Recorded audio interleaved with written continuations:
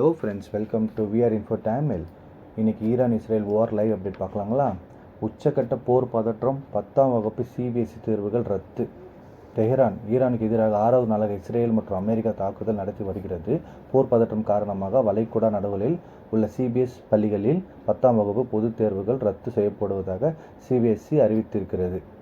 Iran மீதான தாக்குதல் 6வது நாளாக நீடித்து வருகிறது. இந்நிலையில் டெல்லியில் உள்ள ஈரான் தூதரகத்துக்கு சென்ற மத்திய வெளியுறவுத்துறை செயலர் விக்ரம் மிஸ்ரி ஈரான் தூதரை நேரில் சந்தித்து இரங்கல் தெரிவித்திருக்கிறார்.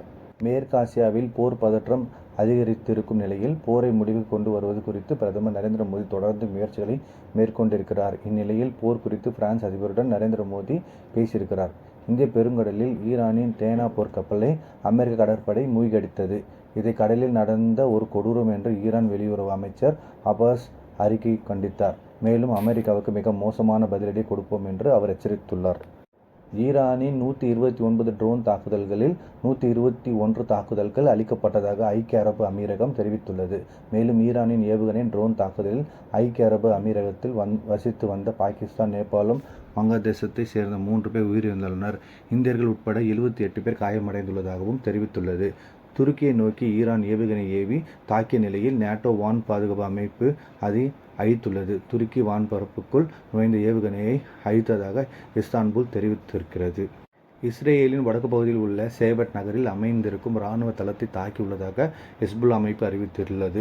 லெபனானில் செயல்பட்டு வரும் ஹெஸ்புல்லா அமைப்பு ஈரானுக்கு ஆதரவாக இஸ்ரேலுடன் மல்லுக்கட்டி வருகிறது. ஈரான் மீது அமெரிக்க இஸ்ரேல் போரை தொடங்கியுள்ளது. இந்த போர் இந்தியாவை நெருங்கியுள்ளது. இந்திய பெருங்கடலில் வலம் வந்த அமெரிக்காவின் போர்க்கப்பல் மீது ஏவுகணை தாக்குதல் நடத்தி உள்ளதாக ஈரான் அறிவித்துள்ளது. இதனால் இந்திய பெருங்கடலில் பதற்றமான சூழல் நிலவி வருகிறது. ஈரான் உச்ச தலைவர் கமேனி கொல்லப்பட்டதற்கு எதிர்ப்பு தெரிவித்து சென்னையில் இடதுசாரிகள் ஆர்ப்பாட்டம் நடத்தி வருகின்றனர். அப்போது திருமாவளவன் பேசுகையில், கமேனி கொல்லப்பட்டதற்கு கடும் கண்டனத்தை தெரிவித்துக் கொள்கிறோம். இந்த போரை உடனடியாக நிறுத்த வேண்டும். அங்குள்ள தமிழர்களை பாதுகாப்பாக மத்திய அரசு வலியுறுத்துவதாக கூறினார்.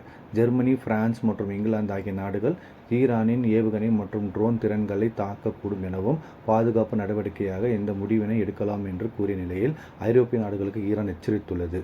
இத்தகைய எந்த ஒரு செயலும் ஈரானுக்கு எதிரான போராகவே கருதப்படும் என்று அந்நாட்டு வெளியுறவு அமைச்சகம் கூறியுள்ளது. கடந்த 28ஆம் தேதி மீது இஸ்ரேல் மற்றும் அமெரிக்கா இணைந்து கூட்டு தாக்குதல் நடத்தியது. இதற்கு பதிலடியாக ஈரானும் தாக்குதலை தீவிரப்படுத்தியுள்ளது. இரு தரப்பிலும் மாறி மாறி ஏவுகணை தாக்குதல்கள் தொடர்கிறது. இஸ்ரேல், அமெரிக்காவின் தாக்குதல்களால் ஈரானில் உயிரிழப்பு எண்ணிக்கை 787ஆக அதிகரித்துள்ளது.